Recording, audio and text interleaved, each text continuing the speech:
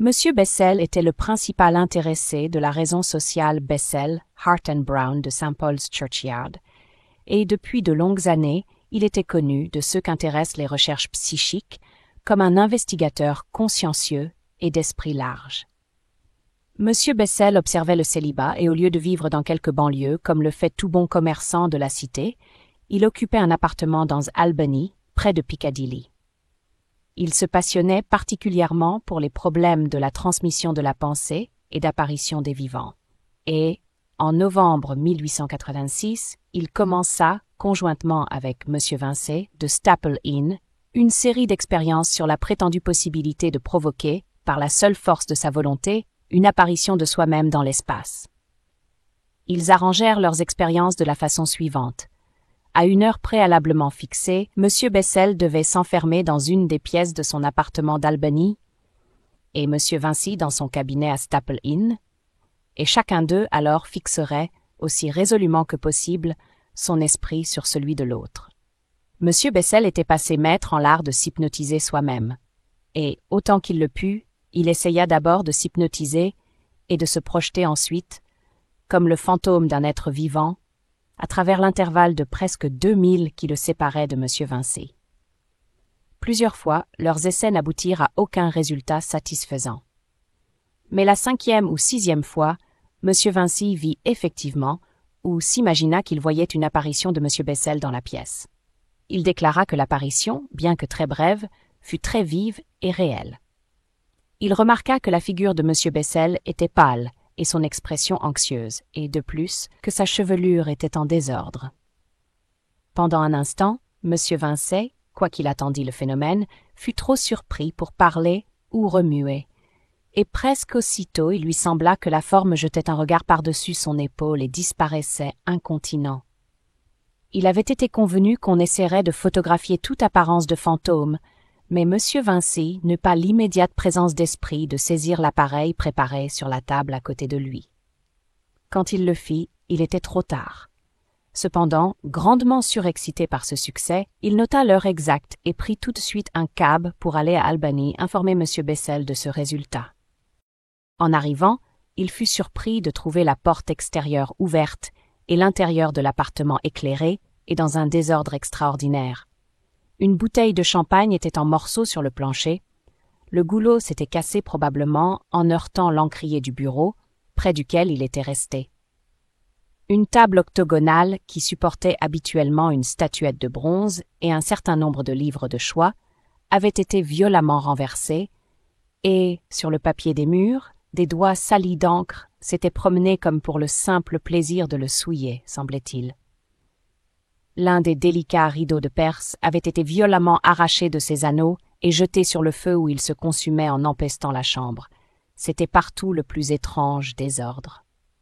Pendant quelques minutes, M. Vincey, qui était venu avec la certitude de trouver M. Bessel, l'attendant tranquillement dans un fauteuil, put à peine en croire ses yeux et demeura stupéfait, contemplant ce spectacle imprévu. Alors, avec le vague pressentiment d'une calamité, il alla trouver le portier. « Où est M. Bessel ?» demanda-t-il.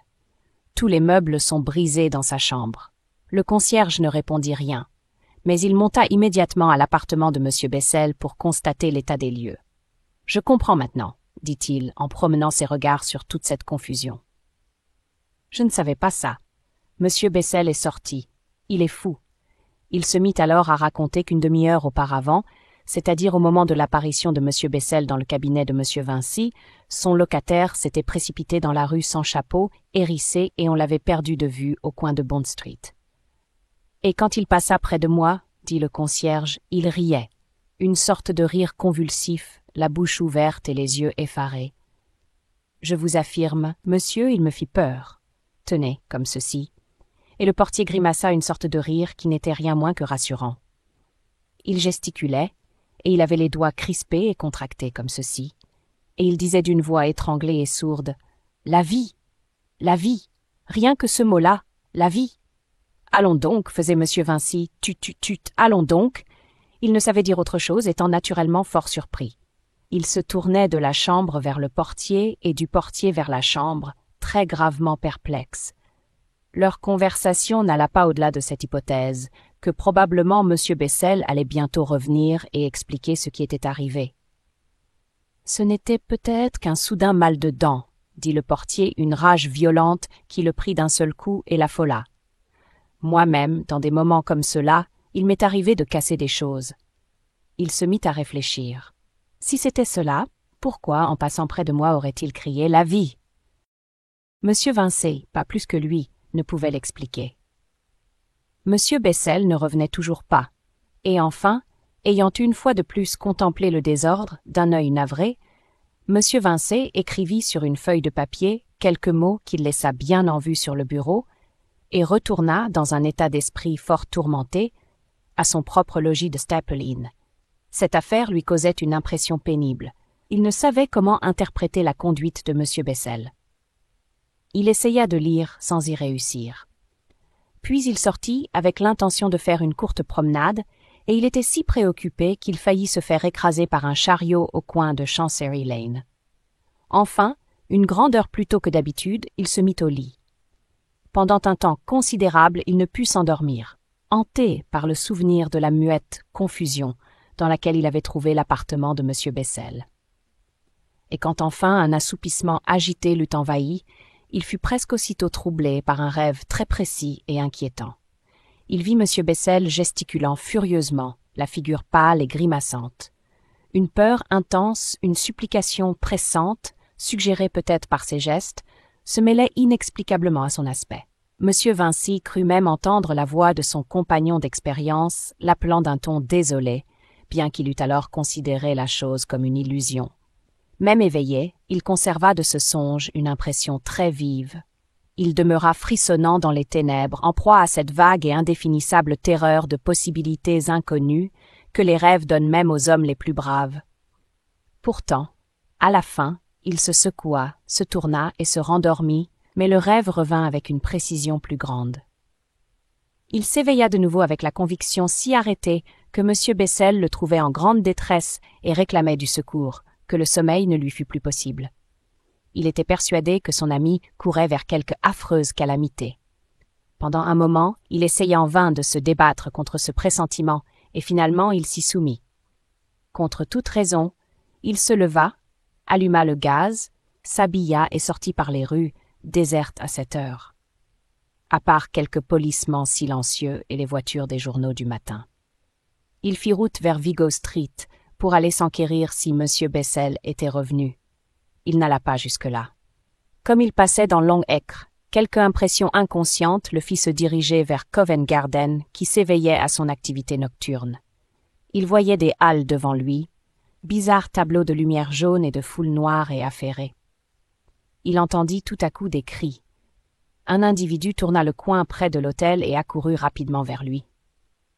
Il reconnut tout de suite M. Bessel, mais un M. Bessel transfiguré, nu-tête et échevelé, le col arraché, la bouche contorsionnée et brandissant une canne qu'il serrait fortement par le bout. Ils couraient très vite par bonds agiles et en un instant ils se croisèrent. « Bessel !» cria Vincey. Le fugitif ne parut reconnaître ni son nom ni M. Vincey. Bien mieux, avec la canne, il frappa sauvagement son ami, l'atteignant en pleine figure entre les deux yeux. M. Vincey, étourdi et surpris, chancela, perdit l'équilibre et s'affala lourdement sur le trottoir. Il lui sembla voir M. Bessel bondir par-dessus lui, comme il tombait. Quand il leva les yeux à nouveau, son assaillant avait disparu, et un policeman, un certain nombre de maraîchers et de marchands accouraient, lancés à la poursuite du fou. Assisté de quelques passants, car la rue fut bientôt pleine de gens, M. Vincey se remit sur pied. Il devint immédiatement le centre d'un groupe avide de voir sa blessure.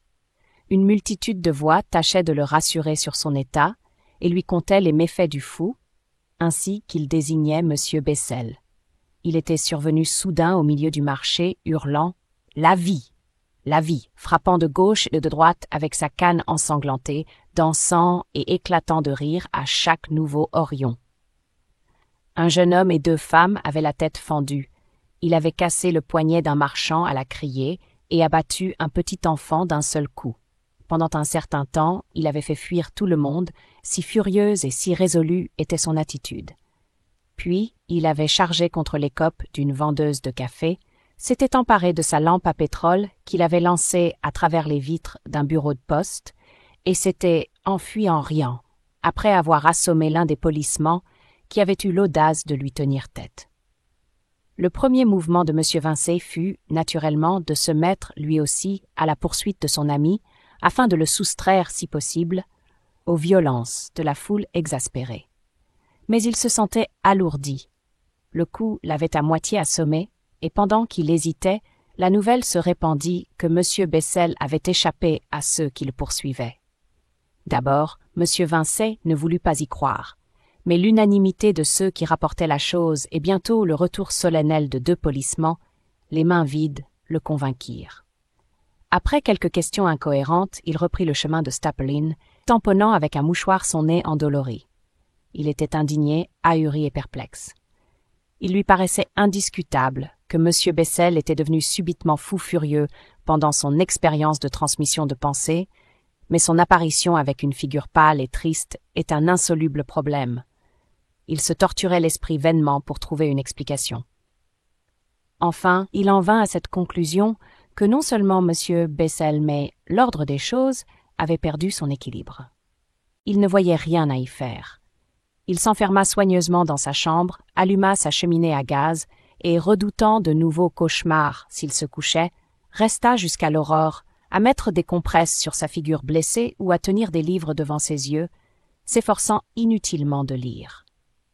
Pendant toute cette veille, il eut la curieuse persuasion que M. Bessel essayait sans cesse de lui parler, mais il ne voulut pas s'abandonner à une telle obsession.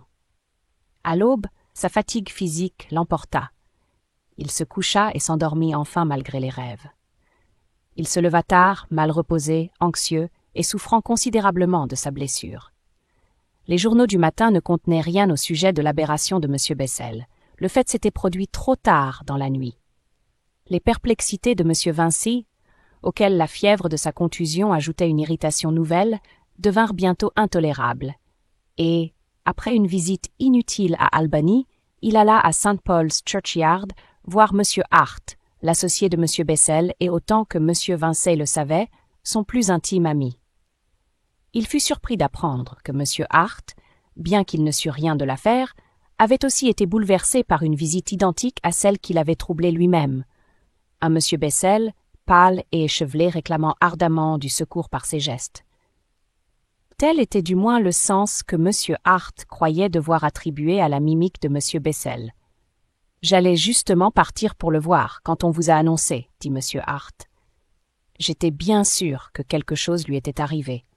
Comme résultat de leur consultation, les 2 gentlemen décidèrent d'aller à Scotland Yard chercher des nouvelles de leur ami disparu. « Il finira par se calmer, » conclut M. Hart. « Il n'aura pas la force de courir longtemps à cette allure. » Mais la police n'avait pu prendre M. Bessel ni surexcité ni calmé. On confirma ce que M. Vincey savait déjà de la nuit précédente et on y ajouta de nouveaux détails, quelques-uns même d'un caractère beaucoup plus grave, toute une liste de devantures brisées au long de Tottenham Court Road, une agression contre un policeman dans Hampstead Road et un atroce attentat sur une femme. Tous ces outrages furent commis entre minuit et demi et 2h moins le quart du matin, intervalle pendant lequel on suivait encore la trace de la course fantastique et violente du fou. À vrai dire, on la suivait depuis le moment même où M. Bessel avait quitté sa maison à 9h30 du soir. Pendant la dernière heure, depuis 1h du matin environ, il avait vagabondé follement à travers Londres, échappant avec une surprenante agilité à tout effort tenté pour l'arrêter ou le capturer. Mais, après 2h moins le quart, il disparaissait. Jusqu'à ce moment, les témoins de ses fureurs étaient innombrables. Des gens, par douzaines, l'avaient vu, s'étaient enfuis devant lui ou l'avaient poursuivi, et puis tout à coup, on ne savait plus rien. À 2h moins le quart, on l'avait vu descendre Euston Road et courir vers Baker Street, brandissant un bidon d'huile de colza en feu et lançant des éclaboussures de flammes contre les fenêtres des maisons. Mais aucun des polissements de service dans Euston Road au-delà du musée de cire, ni aucun de ceux qui étaient postés dans les rues adjacentes par lesquelles il aurait dû passer s'il avait quitté Euston Road, ne l'avait aperçu. Brusquement, il s'était évanoui. Rien de ses faits et gestes subséquents ne fut découvert, malgré une enquête très minutieuse. Cette perplexité imprévue s'ajoutait au tourment de M. Vincy. Il avait été considérablement réconforté par la conviction exprimée par M. Hart que leur ami ne tarderait pas à se calmer, et cette assurance avait suspendu toutes ses inquiétudes mentales. Mais chaque fait nouveau semblait ajouter de nouvelles impossibilités à un ensemble qui dépassait déjà les limites de l'acceptable. Il en vint à se demander si sa mémoire ne lui jouait pas quelque tour ridicule et si le moindre de ces incidents avait vraiment pu se produire. Dans l'après-midi, il se mit à la recherche de M. Hart pour se décharger de l'intolérable fardeau qui pesait sur son esprit. Il le trouva en conciliabule avec un fameux détective particulier qui se faisait fort de retrouver le disparu. Toute cette journée et toute la nuit suivante, M. Bessel échappa aux plus actives et incessantes recherches. De son côté, M. Vincy ne put se débarrasser de la conviction que son ami était derrière lui, anxieux d'attirer son attention. Toute la nuit, M. Bessel, le visage en larmes et angoissé, poursuivit M. Vincy pendant son sommeil, et à chaque apparition, il y avait avec lui un certain nombre d'autres figures imprécises mais malveillantes qui semblaient le harceler. Ce fut le lendemain, un dimanche, que M. Vincy pensa aux histoires étonnantes qu'on racontait de Madame Bullock, le médium qui, pour la première fois, attirait alors l'attention de tout Londres. Il se décida à aller le consulter. Elle habitait la maison du Dr. Wilson Paget, le fameux expérimentateur, et M. Vincy, bien qu'il n'eût encore jamais rencontré ce gentleman, se rendit chez lui immédiatement avec l'intention d'invoquer son aide. Mais à peine eut-il mentionné le nom de Bessel que le docteur Paget l'interrompit. « Hier soir, tout à fait à la fin, dit-il, nous avons eu une communication. » Il quitta la pièce et revint avec une ardoise sur laquelle étaient tracés certains mots, d'une écriture tremblée, il est vrai, mais indubitablement l'écriture de M. Bessel. « Comment avez-vous obtenu cela ?» demanda M. Vincy. « Est-ce que… » « Nous l'avons obtenu hier soir, répondit le docteur Paget. Souvent interrompu par M. Vincy, il expliqua comment l'écriture se trouvait en sa possession. Dans ces séances, paraît-il, Madame Bullock passe à l'état cataleptique, les yeux étrangement révulsés sous les paupières et le corps rigide. Elle commence alors à parler rapidement et d'habitude avec des voix autres que la sienne. Au même moment, une main, ou parfois les deux, peuvent devenir actives, et par le moyen d'ardoises et de crayons, elles écrivent simultanément des choses absolument indépendantes du flot de paroles qui ne cesse de passer ses lèvres. On la considère ordinairement comme un médium beaucoup plus remarquable que la célèbre Madame Piper. C'est l'un de ces messages, celui qu'avait écrit la main gauche du médium, que M. Vincy avait maintenant devant lui. Il se composait de 8 mots sans suite. George Bessel, expérience, excavation, Baker Street, secours, inanition. Fait assez curieux, ni le docteur Paget ni les 2 autres expérimentateurs présents ne savaient rien de la disparition de M. Bessel, la nouvelle n'ayant paru que dans les journaux du samedi soir, et ils avaient classé ce message avec beaucoup d'autres, vagues et énigmatiques, que Madame Bullock rédigeait de temps en temps. Quand le docteur Paget eut entendu l'histoire que lui conta M. Vincy, il se mit immédiatement avec la plus grande énergie en quête d'indices qui puissent faire découvrir M. Bessel. Il serait inutile de décrire ici ses recherches et celles de M. Vincy. Qu'il suffise de dire que leur première indication était véridique et que M. Bessel fut effectivement découvert par ce moyen. On le trouva au fond d'une tranchée écartée qu'on avait abandonnée au cours de travaux entrepris pour l'établissement d'un chemin de fer électrique près de Baker Street Station. Il avait un bras, une jambe et 2 côtes cassées. Le chantier était dissimulé derrière une clôture en planche haute de près de 20 pieds, que, si incroyable que cela paraisse, M. Bessel, homme d'un certain âge et corpulent, dut escalader avant de choir au milieu des décombres. Il était trempé d'huile de colza et le bidon tout bossué gisait auprès de lui, mais heureusement la flamme s'est éteinte dans la chute.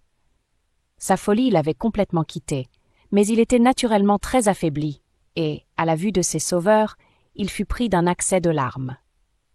À cause de l'état déplorable de son appartement, il fut mené chez le Cratton, dans Upper Baker Street. Là, On le soumit à un traitement sédatif, et tout ce qui aurait pu rappeler la violente crise par laquelle il avait passé fut soigneusement écarté. Mais le second jour, il en fit lui-même le récit. Depuis lors, M. Bessel, à différentes reprises, a fait le même exposé à plusieurs personnes, à moi-même entre autres, variant les détails, comme le fait toujours le narrateur d'une aventure réelle, mais ne se contredisant jamais, par aucun hasard ni dans aucune circonstance. Et voici, en substance, son récit. Pour le comprendre clairement, il est nécessaire de revenir au début de l'expérience tentée avec M. Vinci. Les premiers efforts que fit M. Bessel pour se projeter hors de lui-même furent, on se le rappelle, infructueux. Mais pendant ce temps, il concentrait toute sa force de volonté sur ce désir de quitter son corps, le voulant de tout son pouvoir, disait-il. Enfin, contre toute attente presque, il réussit. Ainsi donc, M. Bessel affirme que, étant vivant, il sortit réellement de son corps par un simple effort de volonté et passa dans quelque lieu ou état hors de ce monde. Cela se produisit, déclara-t-il instantanément. J'étais assis, les mains sur les bras du fauteuil, les yeux absolument clos, faisant tout ce que je pouvais pour concentrer mon esprit sur Vinci, puis, tout à coup, je m'aperçus moi-même hors de mon corps. Je vis près de moi ma carcasse qui ne me contenait certainement plus, les bras tombants et la tête inclinée sur la poitrine. Rien ne peut ébranler sa conviction quant à cette séparation. Il décrit d'une façon tranquille et banale la sensation nouvelle qu'il éprouva. Il sentit qu'il était devenu impalpable, ce à quoi il s'attendait, mais il n'aurait pas cru qu'il aurait pris des proportions aussi énormes. Néanmoins, c'est ce qui semble lui être advenu. J'étais un grand nuage, si je puis m'exprimer ainsi, ancré après mon corps. Il me parut d'abord que j'avais découvert un plus grand moi-même, dont l'être conscient de mon cerveau n'était qu'une petite part. Je vis Albany, Piccadilly et Regent Street et les maisons très petites, très brillantes et distinctes, s'étendant au-dessous de moi comme une petite ville aperçue d'un ballon. De temps en temps, des formes, vagues comme des traînées de fumée, rendaient la vision quelque peu confuse, mais je n'y fis d'abord que peu d'attention. La chose qui m'étonna le plus, et qui m'étonne encore, c'est que je voyais nettement l'intérieur des maisons, les pièces, les appartements, aussi bien que les rues. Je voyais les gens dîner et converser chez eux, des hommes et des femmes qui mangeaient, qui jouaient au billard, qui buvaient, dans des restaurants, des hôtels et dans divers lieux de plaisir encombrés de monde. Il me semblait que j'observais l'intérieur d'une ruche en verre. Ce sont les termes exacts que je notais quand M. Bessel me raconta l'histoire. Ne pensant plus à M. Vinci, il resta un moment à observer ces choses. Poussé par la curiosité, dit-il, il s'inclina, et avec l'espèce de bras vaporeux dont il était pourvu, il essaya de toucher un homme qui passait dans Vigo Street. Mais il ne put y réussir, bien que son doigt parût traverser l'homme.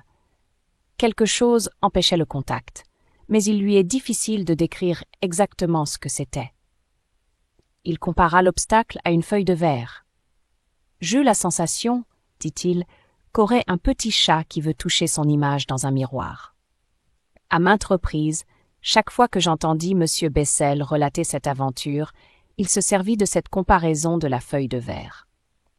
Cependant, ce n'était pas une comparaison tout à fait précise, parce que, comme le lecteur le verra bientôt, il y eut des interruptions dans cette résistance, généralement impénétrable, des moyens de franchir à nouveau la barrière du monde matériel. Mais, bien entendu, il est très difficile d'exprimer, dans le langage de l'expérience journalière, ces impressions sans précédent. Une chose qui le frappa immédiatement et qui l'accabla pendant toute cette phase fut le calme au milieu duquel il se démenait. Il était dans un monde silencieux. D'abord, l'état mental de M. Bessel fut un étonnement sans émotion, sa pensée étant surtout occupée de savoir en quel endroit il pouvait se trouver. Il était hors de son corps. Hors de son corps matériel en tout cas. Mais ce n'était pas tout. Il croit, et je suis disposé à le croire aussi, qu'il se trouvait quelque part hors de l'espace, tel que nous l'entendons. Par un violent effort de volonté, il était passé dans un monde au-delà de ce monde-ci, un monde inimaginable, et cependant si près et si étrangement situé quant à l'autre, que toutes les choses de cette terre sont extérieurement et intérieurement visibles avec clarté pour cet autre monde qui nous entoure. Longtemps, lui sembla-t-il, cette idée occupa son esprit, à l'exclusion de tout autre. Puis il se rappela ce qui était convenu avec M. Vincy, engagement dont cette étonnante expérience n'était après tout que le prélude. Il tourna son esprit vers le moyen de locomotion que pouvait posséder son nouveau corps.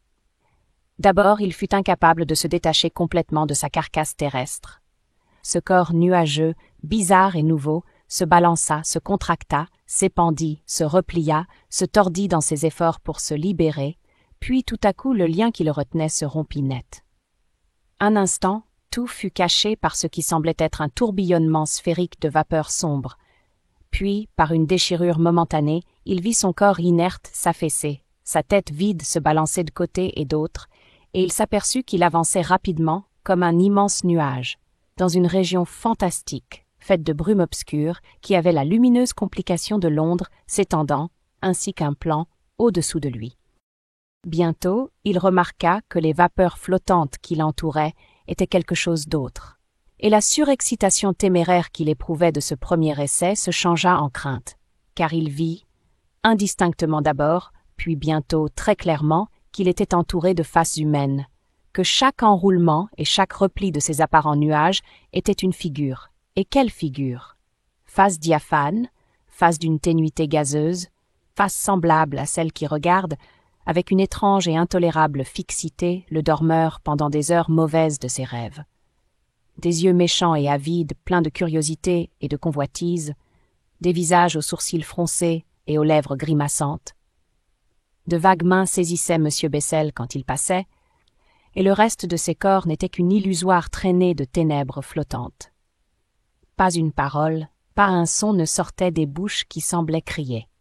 Ces fantômes se pressaient autour de lui, dans le silence affolant. Ils traversaient librement la brume obscure qu'était son corps, et s'assemblaient de plus en plus nombreux autour de lui. Et le vaporeux M. Bessel, maintenant rempli de terreur, avançait à travers la multitude active et silencieuse des mains et des yeux curieux. Si inhumaines étaient leurs figures, si malveillants leurs yeux scrutateurs et leurs gestes imprécis et griffeurs, que l'idée ne vint pas à M. Bessel d'entrer en relation avec ces formes flottantes.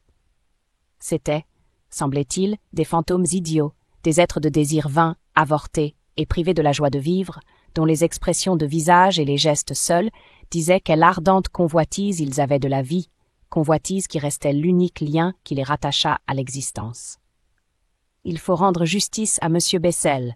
Parmi le fourmillement de ses mauvais esprits, il eut encore la force de penser à M. Vincy. Il fit un violent effort de volonté et se trouva, il ne sait comment, penché sur Staple Inn, où il aperçut son ami assis, attentif et vigilant, dans un fauteuil, près du feu. Groupé aussi autour de M. Vincy, comme autour de tout ce qui vit et respire, il discerna une autre multitude de ces ombres vaines et sans voix, convoitant, désirant, cherchant quelque moyen de pénétrer dans la vie. Pendant un moment, M. Bessel essaya sans résultat d'attirer l'attention de son ami. Il vint se placer devant ses yeux, fit mouvoir des objets dans la pièce, voulut le toucher. Mais M. Vincy demeurait immobile, persistait à ignorer cette présence si proche. L'étrange barrière que M. Bessel compara à une feuille de verre les séparait obstinément. Enfin, M. Bessel fit une tentative désespérée. On sait de quelle étrange façon il pouvait voir non seulement l'extérieur d'un homme, comme nous le voyons, mais aussi l'intérieur. Il étendit sa main vaporeuse et passa, lui sembla-t-il, ses vagues doigts noirs à travers l'inattentif cerveau. Alors, soudain, M. Vincy tressaillit, comme un homme qui rappelle son attention errante, et M. Bessel crut voir un petit corps d'un rouge sombre se gonfler et briller au même moment. Depuis cette expérience, on lui a montré des planches anatomiques du cerveau, et il sait maintenant que le petit corps est cet objet inutile, prétendent les médecins, qu'on appelle œil pinéal. Car si étrange que cela paraisse à beaucoup, nous avons tout au fond de notre cerveau, où aucune lumière terrestre ne lui parvient, un œil. Ceci, et le reste de l'anatomie interne du cerveau, lui était à cette époque tout à fait inconnu. En voyant néanmoins changer l'aspect de cette parcelle, il étendit son doigt et, non sans appréhender les conséquences possibles, il la toucha. Instantanément, M. Vincy tressaillit et M. Bessel sut qu'il était vu. Au même moment, M. Bessel sentit que quelque malheur était arrivé à son corps. La perception fut si forte qu'il oublia M. Vinçay et le quitta immédiatement. Un grand vent passa à travers ce monde des ombres et l'agita. Toutes les innombrables faces suivaient M. Bessel comme des feuilles dans une rafale. Mais il revint trop tard. Son corps, qu'il avait laissé inerte et affaissé, comme un cadavre à vrai dire, s'était levé en vertu d'une force et d'une volonté autres que les siennes, à lui, Bessel, et il se dressait avec des yeux égarés, agitant ses membres d'une façon désordonnée. Pendant un moment, M. Bessel le considéra avec épouvante, et il se pencha vers lui. Mais le miroir de verre s'était maintenant interposé, et M. Bessel était dehors. Il se heurta passionnément contre l'obstacle, et les esprits mauvais grimaçaient, se moquaient de lui et le raillaient. Semblable à un oiseau qui aurait pénétré étourdiment dans une chambre et se cognerait aux vitres qui le séparent de la liberté, il entra dans une colère furieuse. Tout à coup, le petit corps qui avait été le sien se mit à danser joyeusement. M. Bessel vit qu'il criait, bien qu'il ne pût entendre les sons, et il vit s'accroître la violence de ses mouvements. Il le contempla, renversant son cher mobilier, dans la folle joie d'exister, déchirant les livres, brisant les bouteilles, buvant imprudemment dans les morceaux ébréchés, bondissant et bouleversant tout dans sa passion de vivre. Il considérait tous ses actes avec une impuissante consternation. Alors, une fois encore, il se précipita contre l'infranchissable barrière, puis, suivi de la foule des esprits railleurs, il retourna, en une horrible confusion, raconter à Vinçay l'outrage qu'on lui faisait. Mais le cerveau de Vinçay était maintenant fermé aux apparitions, et M. Bessel, privé de corps, le poursuivit en vain, tandis qu'il courait dans Holborn à la recherche d'un cab. Égaré et terrifié, M. Bessel partit et trouva son corps profané parcourant Burlington Arcade avec des cris et des gestes frénétiques. Le lecteur attentif peut maintenant comprendre l'interprétation que M. Bessel donna de la première partie de cette étrange histoire. L'être dont la course fantastique à travers Londres avait causé tant de dommages et de désastres habitait bien, en réalité, le corps de M. Bessel. Mais ce n'était pas M. Bessel. C'était un esprit mauvais, appartenant à cet étrange monde de l'au-delà, dans lequel M. Bessel avait si inconsidérément fait une incursion. Le démon resta pendant 20 heures en possession de ce corps, et pendant ces mêmes 20 heures, le corps astral dépossédé de M. Bessel erra de ci de là dans cette extraordinaire contrée des ombres, cherchant en vain du secours. M. Bessel passa des heures entières à heurter les cerveaux de M. Vinçay et de son ami, M. Hart. Comme nous le savons, ses efforts parvinrent à les inquiéter. Mais il ignorait le langage par lequel il aurait pu informer ses amis de sa situation de l'autre côté du gouffre. Ses faibles doigts tâtonnaient vainement et inutilement contre leur cerveau. Une fois cependant, comme on l'a déjà dit, il réussit à détourner M. Vinçay de sa route pour le diriger sur le passage du corps volé. Mais il ne put lui faire comprendre ce qui était arrivé. Il n'obtint aucun secours de cette rencontre. Au cours de ces longues heures, cette conviction accabla l'esprit de M. Bessel, que son corps serait bientôt mis à mort par l'intrus furibond, et qu'il lui faudrait rester pour toujours parmi les ombres, de sorte que ce laps de temps fut pour lui une croissante agonie. Tandis qu'il allait de l'un à l'autre dans son impuissante activité, d'innombrables esprits de ce monde nouveau se pressaient autour de lui et le remplissaient de confusion. Sans cesse, la multitude envieuse des lémures suivait, en l'applaudissant, l'heureux compagnon qui parcourait sa glorieuse carrière. Telle doit être, semble-t-il, la vie de ces êtres sans corps, dans ce monde qui est l'ombre d'une autre. Ils sont continuellement à l'affût de quelque moyen d'entrer dans un corps mortel qu'ils embrassent alors de furies et de frénésies, de passions violentes, d'impulsions insensées et étranges, car M. Bessel n'était pas la seule âme humaine qui se trouvât là. Témoin, le fait qu'il rencontra une et ensuite plusieurs ombres d'hommes qui avaient perdu leur corps, probablement comme il avait perdu le sien, et qui erraient désespérément dans ce monde intermédiaire qui n'est ni la vie ni la mort. Elles ne pouvaient divulguer leurs secrets, parce que ce monde est muet et silencieux.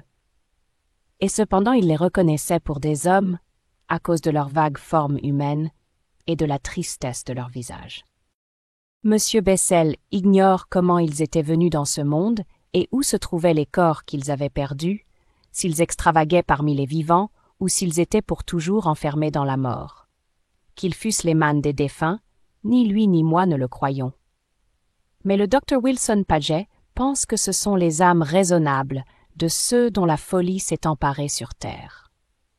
À la fin, M. Bessel rencontrera par hasard un petit groupe de ces larves silencieuses et, s'introduisant parmi elles, il aperçut au-dessous de lui, dans une salle brillamment illuminée, 4 ou 5 gentlemen immobiles et une femme assez corpulente, vêtue d'une robe de soie et assise bizarrement sur une chaise, la tête renversée en arrière. Il la reconnut, d'après ses portraits, comme étant Madame Bullock, le médium. Il distingua, dans le cerveau du sujet endormi, des points et des espaces qui brillaient et bougeaient comme l'avait fait l'œil pinéal du cerveau de M. Vincey. La clarté en était très irrégulière. Parfois, c'était une large luminosité, d'autres fois simplement un faible petit point crépusculaire qui changeait de place. Sans cesse, elle parlait, et ses mains écrivaient. M. Bessel vit que les ombres d'esprits du monde l'entouraient, et une grande multitude d'esprits du monde intermédiaire, s'efforçant tous de toucher la région lumineuse de son cerveau. Suivant qu'un d'entre eux s'emparait de son cerveau et qu'un autre était repoussé, sa voix et son écriture changeaient, de sorte que ce qu'elle disait était en grande partie incohérent et confus. Tantôt un fragment de message d'une âme et tantôt un fragment d'une autre. D'autres fois, elle débitait les délirantes fantaisies des esprits aux désirs stériles. Alors M. Bessel comprit qu'elle interprétait les pensées de qui la touchait, et il se mit à lutter furieusement pour l'approcher. Mais il était au dernier rang de la foule, et il ne put l'atteindre cette fois. Et à la fin, plein d'angoisse, il s'en alla pour savoir ce qui arrivait pendant ce temps à son corps. Longtemps il erra en tous sens, le cherchant en vain, et craignant qu'il n'eût été tué. Enfin il le retrouva au fond de la tranchée de Baker Street, se tordant furieusement et blasphémant de douleur. Dans sa chute, le démon avait cassé une jambe, un bras et 2 côtes du corps de M. Bessel. De plus, il était furieux de ce que son temps de vie eût été si court, et à cause des douleurs qu'il ressentait, il faisait de violents mouvements et se roulait en tous sens. C'est alors que M. Bessel se dirigea, avec une ardeur décuplée, vers la salle où les spirites étaient rassemblés, et, aussitôt qu'il y fut parvenu, il vit un des hommes qui entouraient le médium regarder sa montre, comme si la séance touchait à son terme. Sur ce, beaucoup d'ombres, dont les efforts restaient infructueux, partirent avec des gestes de désespoir. Mais la pensée que la réunion allait prendre fin ne fit que rendre M. Bessel plus ardent, et sa volonté lutta si vigoureusement contre les autres qu'il réussit à s'emparer du cerveau du médium. Le hasard voulut que, juste à ce moment, sa clarté fut très brillante, et c'est alors qu'elle décrivit le message que le Dr. Wilson Paget conserva. Les autres ombres et la nuée de lémur qui l'entourait repoussèrent M. Bessel, et il ne put reprendre possession du médium avant la fin de la transe. Il retourna surveiller, pendant de longues heures, le fond de la tranchée où l'odieux démon gisait avec le corps volé qu'il avait maintenant estropié, se tordant et jurant, pleurant et gémissant, faisant connaissance avec la douleur. Vers l'aube, ce qui l'attendait arriva. Le cerveau étincela brillamment, l'esprit mauvais en sortit, et M. Bessel réintégra le corps qu'il avait craint de ne plus jamais habiter. Au même moment, le silence prit fin. Il entendit le tumulte du trafic de la rue et les voix des gens au-dessus de lui. Cet étrange monde qui est l'ombre d'une autre, les sombres et silencieuses ombres de désirs impuissants et les ombres des hommes perdus, s'évanouit complètement. Il demeura là pendant l'espace d'environ 3 heures avant qu'on le trouvât. Et, malgré les souffrances de ses blessures, malgré l'obscur et humide endroit où il gisait, en dépit des larmes que lui arrachait sa détresse physique, son cœur était plein de joie de savoir qu'il était néanmoins revenu une fois de plus dans le monde familier des hommes.